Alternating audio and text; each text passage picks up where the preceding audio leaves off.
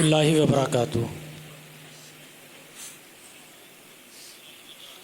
वालेकुम अस्सलाम व रहमतुल्लाहि व बरकातुहू।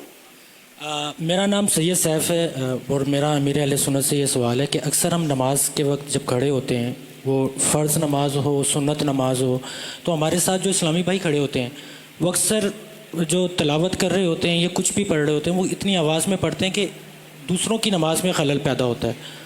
तो मुझे इसके बारे में थोड़ा सा बता दें कि ये पढ़ना ठीक है, अगर ठीक है तो कितनी आवाज़ तक पढ़ना चाहिए?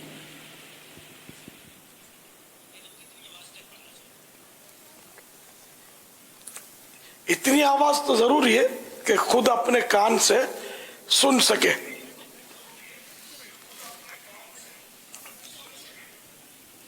अब ये कि दूसरों को आवाज पहुंच रही है, इसके तो फिर मसाइल है कि जैसे सिर्री नमाज है, आहिस्ता पढ़ने वाली नमाज जिसमें क़िरात होती है, मसलन असरी की नमाज में इतनी बुलंद आवाज से क़िरात की तो कि जिससे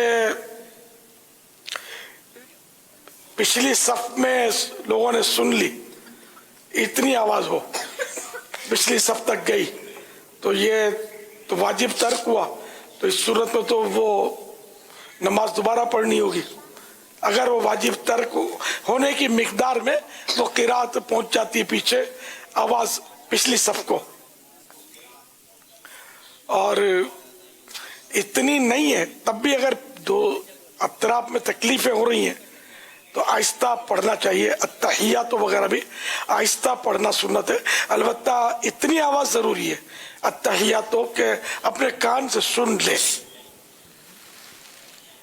तो बाज ये ऐसे होते होंगे, नए नए नमाजी बनते होंगे और नया मसला पता चलता होगा कि कानों तक आवाज जानी चाहिए जबकि कोई सुनने में रुकावट ना हो, इतने तलफ़ुज़ अदा होने चाहिए, इतने मखारिज अदा होने चाहिए।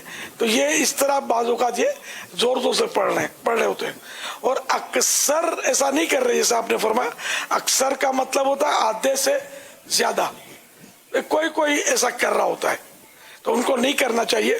प्रैक्टिस करनी चाहिए कि दूसरों तक आवाज ना पहुंचे।